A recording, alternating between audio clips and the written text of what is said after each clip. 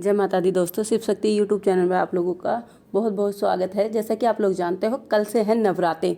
तो आपको मेरी तरफ से आपको मेरी पूरी यूट्यूब फैमिली को नवरात्रों की हार्दिक शुभकामनाएं हो। और इस बार नवरात्रे हर किसी के घर में खुशियां लाए और हर किसी की माता रानी इस बार मनोकामना पूर्ण करके जाए।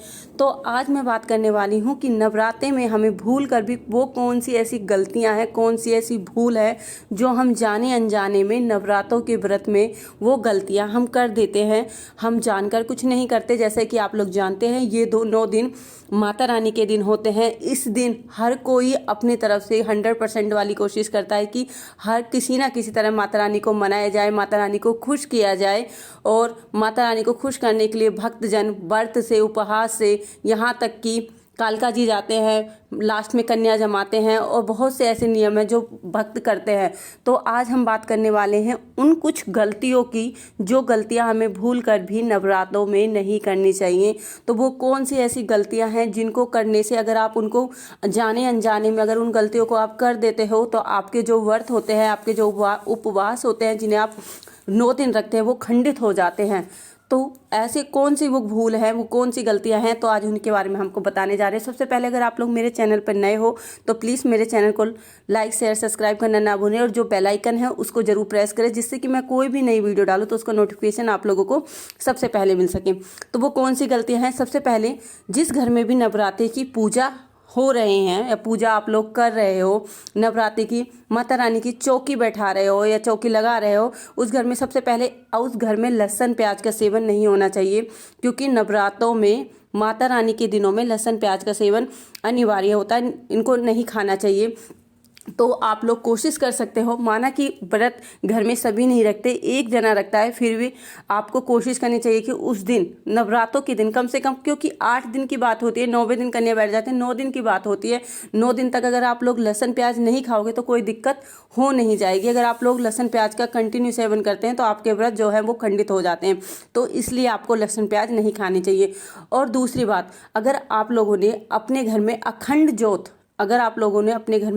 ज्योत जलाई है तो इस बात का आपको निश्चय ध्यान रखना है कि अखंड ज्योत को कभी भी अकेला नहीं छोड़ा जाता है। ये नहीं कि आपने अखंड ज्योत जला दी और आप घर पे आपने उसे अकेला छोड़ दिया और आप सारे के सारे घर का किवाड़ या दरवाजा लगा के आप लोग कहीं भी घूमने चले गए। ऐसा आप लोगों को भूल कर भी नहीं करना है। आपको अपने घर में अगर आपने अखंड ज्योत लगाई है तो आपको अखंड ज्योत को कभी भी अकेले नहीं छोड़ना चाहिए। अखंड ज्योत के पास हमेशा कोई ना कोई व्यक्ति होना चाहिए। माना कि आपको किसी काम पड़ सकता है, तो अगर आप घर से बाहर जा रहे हो तो आपकी मम्मी, बहन या भाई कोई भी हो, मगर अखंड ज्योत को कभी भी अकेला नहीं छोड़ना चाहिए। और जो भी नवरात्रि के व्रत रखते हैं उनको विशेष रूप से ध्यान रखना चाहिए, उस घर में विशेष रूप से ध्यान रखना चाहिए कि उस घर में उन दिनों 9 दिनों तामसिक चीज़ों का सेवन नहीं होना चाहिए। तामसिक चीज़ों का सेवन तो दूर, उस घर में वो चीज़ों की बातें ना कि वो आनी भी नहीं चाहिए। जैसे कि बहुत से लोग मदिरा सेवन करते हैं, चिकन खाते हैं, तो इन 9 दिनों में इन सब चीज़ों का परहेज करना चाहिए। इन चीज़ों को नहीं, इनका सेवन नहीं करना चाहिए। ऐसा करने से माँ रुष्ट होती है और आपका जो व्रत है, उपवास है, उसका फल आपको पूर्ण नहीं मिल पाता है। अगर आप शादीशुदा हो तो आपको नवरात्रों में, अगर आपने नवरात्रे पूरे रखे हैं तो आपको पूरा ब्रह्मचार्य का पालन करना है। इन दिनों अपने ब्रह्मचार्य को आपको तोड़ना नहीं है। अगर आपको लगता है कि आप पालन नहीं कर सकते तो आपको नवरात्रि का व्रत नहीं करने चाहिए। अगर आप लोग ऐसा करते हो तो आपके जो व्रत हैं वो खंडित हो जाते हैं और आपको उसका फल नहीं मिलता है। और कौन कौन सी ऐसी गलतियां हैं? और जो भी लोग नवरात्रि का व्रत या उपवास रखते हैं उन्हें कोशिश करनी चाहिए कि उन्हें अपना बिस्तर, जहां आप माता रानी की चौकी लगा रहे हो, जहां आपने माता रानी का आसन सजाया है, द्वार सजाया है, वहीं पर आपको अपना जो बिस्तर है वहीं पर आपको अपना बिस्तर लगाना है। और कोशिश करना चाहिए कि आपको धरती में, आपको नीचे सोना चाहिए, ना कि बेड या खाट पर आपको सोना चाहिए। इस बात का आपको विशेष रूप से ध्यान रखना है। और नवरात्रों के दिनों में और आपको जब आप उपवास है आपका, व्रत है आपका, तो आपको भूल कर भी किसी बेजान प्राणी में, बेजान मतलब किसी भी जीव जंतु को दुख नहीं देना है। जैसे कि आपके दरवाजे पर कोई गाय आई या कुत्ता आए, आपको उसमें डंडा नहीं मारना है, आपको उसको मारना नहीं है। अगर कोई दुखी आपको मिल रहा है, दुखियारा आपको मिल रहा है, तो आपको कोशिश करनी है कि आप उसकी सेवा कर सके।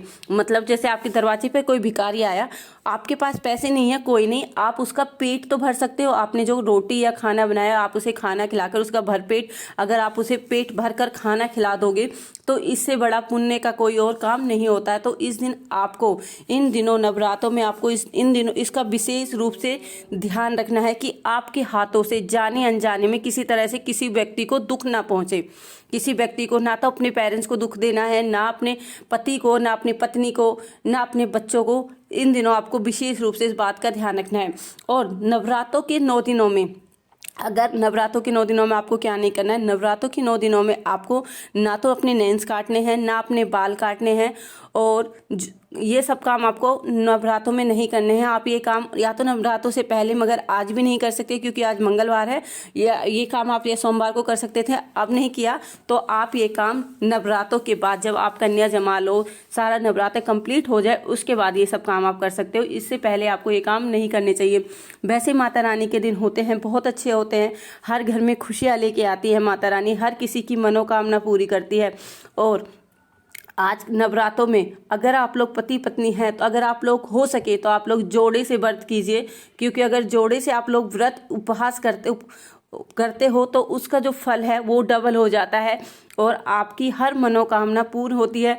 आपकी कोई भी मनोकामना हो, आप माता रानी से सच्चे दिल से, सच्चे हृदय से, प्यार से उनका निवेदन करें, आपकी सारी मनोकामना पूरी होंगी। और एक और बात, 11 पर आपको माता रानी के 2 लौंग के जोड़े और बतासे का भोग जरूर लगाना है। 11 वो आपके ऊपर है कि आप सुबह 11 करते हो या शाम को। कोई किसी के घर में तो सुबह सुबह ही 11 पर की जाती है और किसी के घर में शाम को की जाती है, मगर 11 पर माता रानी का 9 नवरात्रों में, अगर आपने 9 नवरात्रे पूरे रखे हैं तो आपको 11 करनी है। 11 पर माता रानी का जो 2 लौंग का जोड़ा और बतासे का भोग लगता है वो आपको डेली ही देना है। ऐसा नहीं कि आपने एक दिन कर दिया, ये 9 नवरात्रे आपको पूरे 9 के 9 दिन आपको ऐसा ही करना है। तो दोस्तों, मुझे उम्मीद है ये जो जानकारी मैंने आपको दी है आपको अच्छी लगी होगी। वैसे तो हर कोई चाहता है कि माता रानी का उनके घर में आगमन हो, माता रानी को किसी तरह से भी दुखी ना करे या कष्ट ना दे, फिर भी आप लोग जाने अनजाने में हमसे भी ये गलतियां हो जाती है। मगर मैं उम्मीद करती हूँ कि आप लोग ये वीडियो सुनकर, ये जो अगर आपने ये गलती नहीं करोगे, तो हम मिलते हैं अपनी अगली वीडियो में। उस टाइम तक हमारे चैनल के साथ ऐसे ही बने रहिए, ऐसे ही प्यार देते रहिए। जय माता दी दोस्तों, जय माता दी।